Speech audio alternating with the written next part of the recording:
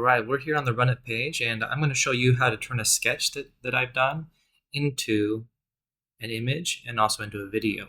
So let's go over here. First, let's make a board. So we're going to click on this button here, Add Runnit Board. And we'll just title this Sketch to Render Demo, a demo video. There we go. So that's what you do. Just pick a picture, add a name, description, and then hit Create. There's other tutorials also on how to create your first Runnit board. So if I'm going too fast, just refer over to that tutorial. This one here, let's really focus on the sketch to render tool. So let's go add another tool. And we're going to use sketch to render lightning. It's very quick and does a pretty good job. And we're going to need a video tool as well. So let's go add another tool. And let's search video. You could also click on the tabs up here and select video here as well. Okay. And we have a nice list of different video tools that you can use. I'm going to pick, let's go with Kling Pro for this one.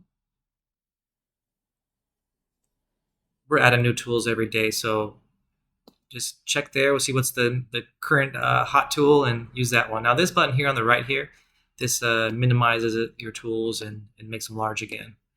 So let's click on the sketch to render lightning. That's what we're going to be using.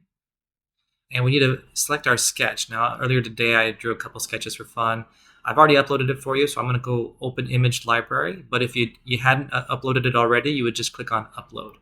So we'll go to open image library. And there's a tab which is your generations and also uploads. So we'll click over on uploads here. So it's showing some of my earlier sketch to renders that I did. So we're going to click over on uploads. The drawing I did earlier. Here's one I did earlier. These are just really rough sketches, you know, little 6-minute sketches. Okay, so now let's see what kind of image we'd like to make. Let's go ahead and pick, let's see here, a beautiful white house with large glass windows surrounded by cherry trees. Cement driveway with green grass and bushes. Let's give a blue sky, a high resolution image, photograph.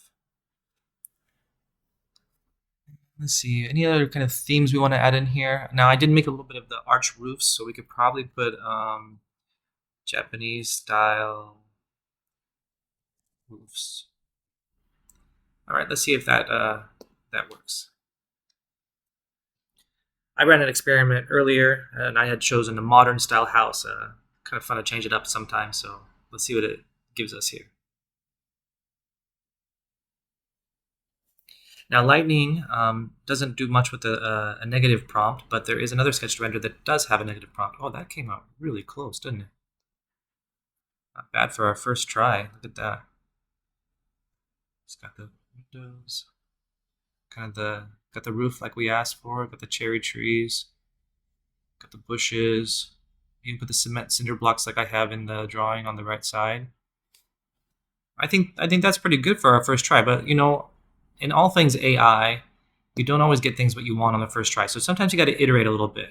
And what I always like to do is I always like to get at least 2 generations, compare them, and then I know if it's my seed or my prompt, you know.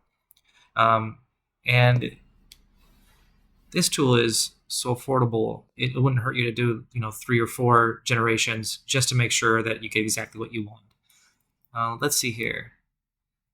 We could even add some different trim or color to it. I think I like this one even more. Look at that. Has that large bay window here, some curtains. That tree is interesting, isn't it? Look at that. Kind of cuts it off a little bit, just like in the drawing. And now here's the beautiful thing about sketch to render. You can scroll down here. Some of them you can add negative prompts. This one you can, but it's not going to be as strong because it is a lightning model. You can see here lightning. There's another one there that's a SDXL that you could probably put a negative prompt in. Now here is your strength. Strength is how much this image is going to influence this image, right? So you can move that up and down, and you can also, if you have a nice seed that you really like, you can use a custom seed. Now, I don't think we need to change much here. I'm just gonna look at this one more time, see which one I like more. Scroll over.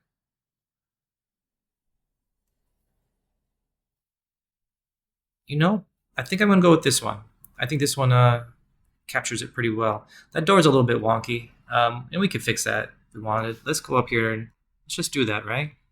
And we'll put beautiful wooden door. Let's see if that'll do the trick for us. The tip I have with lightning models is the most important elements, put them at the very front of your prompt, okay? So put them up here at the very front of your prompt. Elements that are kind of, you just want to hint at, you can put at the bottom. Like the wooden door is not essential for this image for me. I put it at the bottom. But if it was really important, I'd want to put that up at the top. There we go. Now we have a nice wooden frame to the door. I like that there's a little bit of token bleed here, so you can see that the wood got added here to the window. It did remove our front portion here and kind of just pulled the wall out. I do like it though. Yeah, you know, I think this is going to be my favorite one. We're going to use this one. All right, so now that we have a nice image that we like, we can come over here to our next tool, just click at the top of it, click right here at the top, and it'll select that tool. And then we need to, here to maximize it again, so that it'll show our generations. So there we go. All right, and now we need to select our image. Since we just made that image, we don't need to upload it. We just hit select. We open our image library.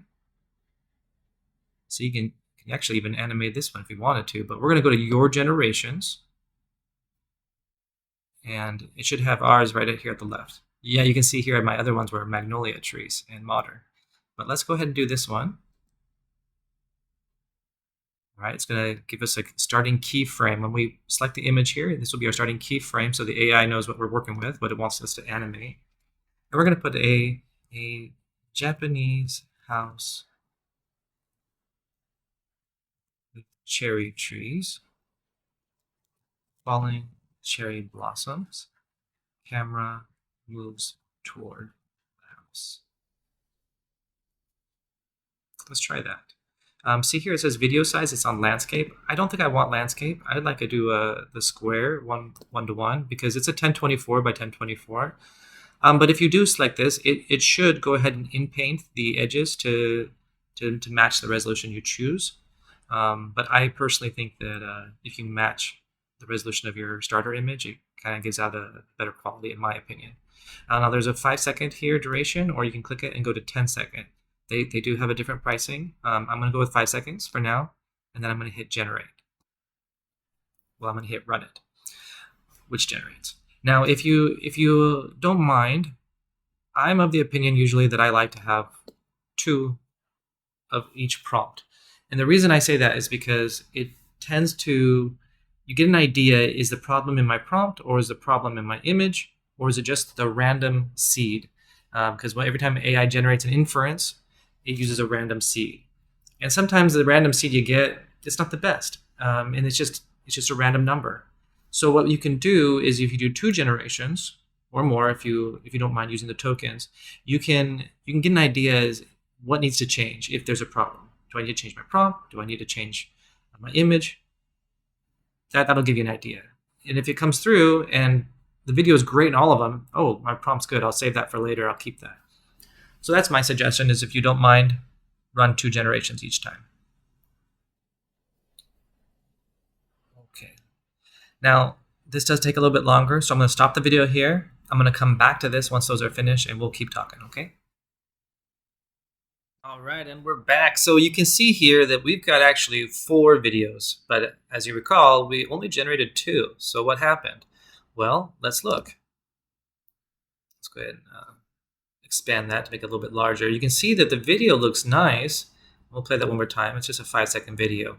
But the problem is there's no falling cherry blossoms, which is what I wanted. So with that in mind, I went ahead and tried again. I changed my prompt because if both generations don't have falling cherry blossoms, it must be my prompt. So I changed my prompt to be very specific. Falling cherry blossoms, camera zooms in. And I generated 2 more videos. Let's go see if this one does what we ask. And hit play here. Okay, now we can see we've got some cherry blossoms falling down, and that's what we wanted to start with. So that's what this is going to be the keeper. So there we go. We have now taken a sketch at the very beginning here. We took our sketch, we uploaded it, we then generated some images based on it. We used those images to then make a video. So just in the span of under an hour, we were able to get a video, a nice video quality of a sketch to concept art. And I think that is just an amazing tool. And you don't actually have to do a physical sketch. I did that just kind of for fun. You could actually do a quick little stick figure drawing in Krita or Photoshop, or you can use some existing artwork that you've had, your team has worked on and made for clients and concept art. But Sketch to Render is a powerful tool, and I really recommend you giving it a try. It is available right now for enterprise users, and it's worth your time. Have a great day, guys.